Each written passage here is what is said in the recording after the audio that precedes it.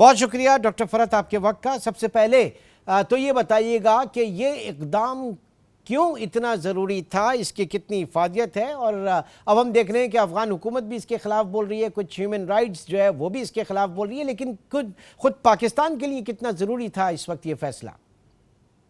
جی بہت شکریہ عمران, آپ نے مجھے دعوت دی ہے اس پروگرام میں بات کرنے کے لیے. یہ بہت امپورٹنٹ ایشو ہے پاکستان کے اور افغانستان اور خطے کی امن اور سیکیورٹی کے حوالے سے بہت امپورٹنٹ ہے. آپ نے افادیت کا پوچھا. سب سے پہلے تو یہ بات ہمیں انڈرسٹینڈ کرنے کی, ہمیں سمجھنے کی ضرورت ہے کہ پاکستان جو ہے وہ دنیا میں سب سے زیادہ افغان ریفیوجیز کو ہوسٹ کر رہا ہے.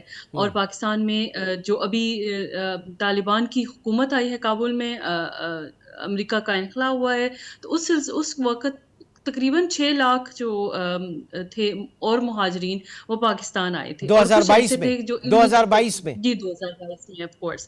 اور اس میں یوں ہوا کہ یہ جو اتنا زیادہ انخلا وہاں سے افغانستان سے ہونا شروع ہے, ظاہر ہے ایک ایسی حکومت آئی جس کو دنیا ریکگنائز نہیں کرتی, معاشرے کا مشکل ٹائم وقت تھا, سیکورٹی سچویشن بہت خراب تھی. آف کورس ریفیوجیز پاکستان پہلے بھی ہوسٹ کر رہا تھا, پھر اس کے بعد اور آ گئے. اب دیکھیے سب سے امپورٹنٹ بات جو سمجھنے کی ہے وہ یہ ہے کہ اگر ہم پاکستان کی اسٹیٹ کو کی جو انڈرسٹینڈنگ ہے یا ان کی جو میئرس ہیں انہوں نے لیے ہیں, وہ کیوں لیے ہیں, وہ وجہ یہ ہے کہ دیکھیے سب سے امپورٹنٹ بات یہ کہ یہ جو اتنے زیادہ ریفیوجیز ہیں وہ پاکستان کی معیشت پہ ایک پرابلم ہے. سب سے بڑی بات ہے اکنامکلی ہمیں بہت مشکلات پیش لا اینڈ آرڈر کے آ اوپر رہی بھی. تھی. Of course. اور دوسری سب سے امپورٹنٹ جو ہے وہ سیکورٹی کنسرنس ہے.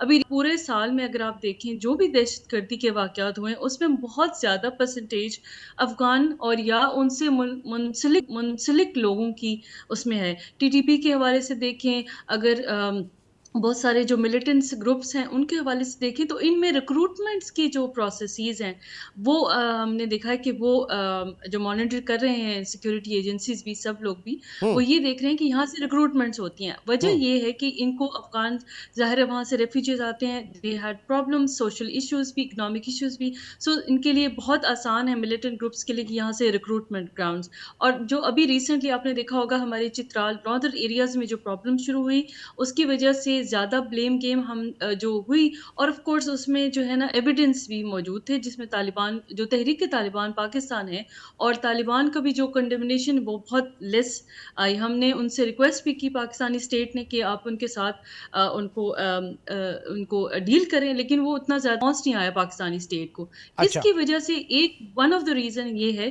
کہ پاکستان یہ چاہتا ہے کہ ہماری جو انٹرنل سیکورٹی میئرز ہیں اور ریجنل آف کورس اس میں جو ڈسبیلنس آ رہا ہے اس کی وجہ سے یہ جو افغان ریفیوجیز ہیں یا ایسے لوگ, نام اور نہیں انہوں نے ان کے بھی وہ ایگزیکٹلی لوگ لیا, ان اگر کے آپ بھی وہ لوگ ہسٹری جو کہ رجسٹرڈ نہیں ہیں یہاں پر, جو غیر قانونی طور پر نہیں ہے, مقیم ہیں, جی اور جو بالکل رجسٹرڈ ہیں انلیگل, جن کے پاس ڈاکیومنٹس ہیں ان کو ابھی بھی ہم ہوسٹ کر رہے ہیں.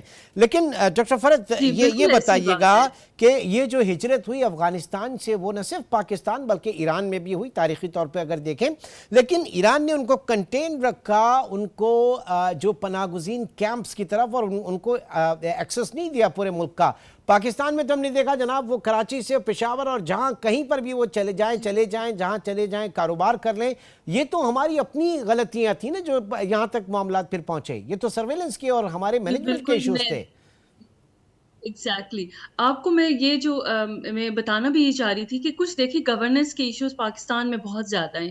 اب ایک حکومت آتی ہے تو اس کی اور طرح کی ہوتے ہیں, یا انسٹیٹیوشنل بھی اگر کوئی دیکھیں جو اسٹیبلشمنٹ ہے, اگر کوئی اور گورنمنٹ یا کوئی بھی لیڈر آتا ہے اس کی اور طرح کی پالیسیز ہوتی ہیں, اور جو بعد میں پھر وہ آتے ہیں وہ اس پالیسیز کو ختم کر دیتے ہیں اور نہیں چینج کرتے, تو ایک کنٹینیوٹی پالیسیز کی نہیں ہے.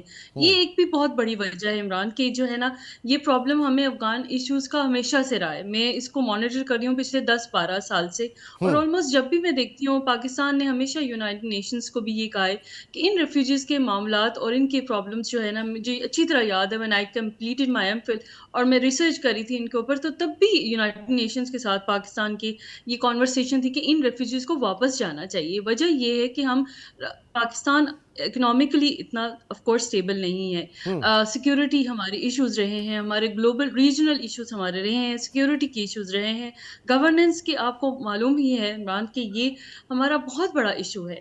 تو اچھا، وجہ یہ ہے کہ اب ہم جو کنٹین تو نہیں کر افغان پائے ہیں. گورنمنٹ کا جو اسٹیٹمنٹ آیا وہاں پہ نائب وزیر اعظم کا، اور انہوں نے اس کو عالمی قوانین کے خلاف ورزی قرار دیا، تو کیا ریلیشنز پہ بھی اثر پڑے گا دونوں اسٹیٹس کے درمیان؟ جی آف کورس. سب سے پہلے تو افغان گورنمنٹ کو کوئی بھی ریجنلی یا انٹرنیشنلی ریکگنائز نہیں کرتا. پہلی بات تو یہ ہے. بے شک وہ کہہ بھی لیں تو ان کی اتنی ویگر یا ان کی جو اسٹیٹمنٹ کی بات اتنی مانی نہیں جائے گی. ایک تو ان کی ریکگنیشن ان کو بہت ضروری ہے, اور ریکگنیشن کیسے لیں گے وہ ظاہر ہے آف کورس ہیومن رائٹس اور وومن رائٹس اسپیشلی, اور جو زیادہ تر جو انٹرنیشنل کمیونٹی ہے وہ ہمیں یہی کہہ رہی ہے کہ آپ جو وومن ایکٹیوسٹ ہیں یا جو بچے ہیں یا لوگ ہیں جو پڑھنا چاہتے ہیں یا لکھنا ٹھیک چاہتے ہے، ہیں, یعنی وہ جو اپنے آگے بڑھنا ہاؤس کو چاہتے آرڈر ہیں, کریں، پہلے اپنے آف ہاؤس کو کورس آرڈر کریں، ان کو, اپنے ہاں معاملات کو جی, صحیح وہ کریں، دین اس کے بعد ریلیشن, جی بالکل ریکگنیشن ہوگی ان کی.